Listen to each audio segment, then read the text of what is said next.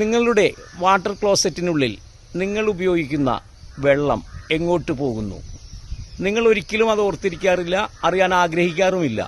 പക്ഷേ സയൻസ് അത് വ്യക്തമായി മനസ്സിലാക്കുന്നുണ്ട്. സയൻസ് ആ വെള്ളം എങ്ങോട്ട് പോകുന്നു എന്ന് നിങ്ങളോട് വ്യക്തമായി പറയുന്നു. ഇതാ കേട്ടു നോക്കൂ.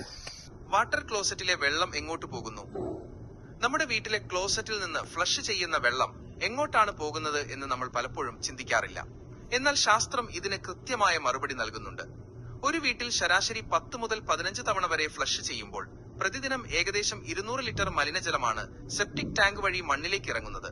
ഒരു വർഷം കണക്കാക്കിയാൽ ഇത് ഏകദേശം 70,000 ലിറ്ററോളം വരും. എന്താണ് സെപ്റ്റിക് ടാങ്കിൽ സംഭവിക്കുന്നത്? ശാസ്ത്രീയമായി ഒരു സെപ്റ്റിക് ടാങ്കിൽ അനൈറോബിക് ബാക്ടീരിയ 3 ഘട്ടങ്ങളിലൂടെയാണ് മാലിന്യ സംസ്കരണം നടത്തേണ്ടത്. 1. ഹൈഡ്രോളിസിസ്, സങ്കീർണമായ ജൈവ മാലിന്യങ്ങൾ ലളിതമായ സംയുക്തങ്ങളായി ലയിക്കുന്ന ഘട്ടം. 2.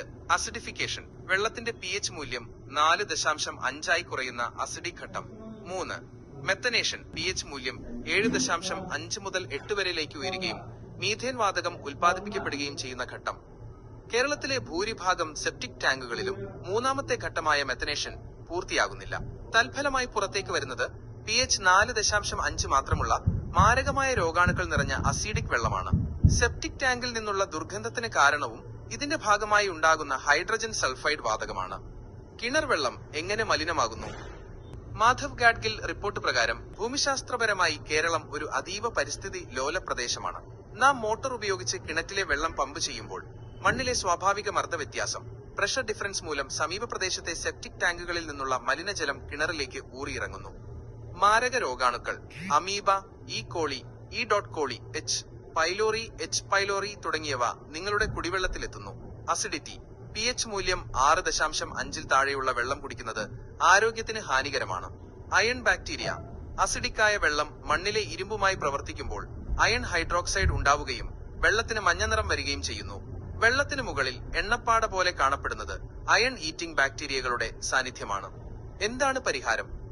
നമ്മുടെ കിണറുകളിലെ വെള്ളം രോഗാണു വിമുക്തമാക്കാനും അസിഡിറ്റി കുറയ്ക്കാനും വെള്ളത്തിന്റെ pH മൂല്യം കൃത്യമായി നിലനിർത്തേണ്ടതുണ്ട്. ശാസ്ത്രീയമായ രീതിയിൽ pH മൂല്യം ഉയർത്തിയാൽ ഓസ്മോസിസ് പ്രക്രിയ വഴി രോഗാണുക്കളുടെ പുറംകവചം തകരുകയും അവ നശിക്കുകയും ചെയ്യും.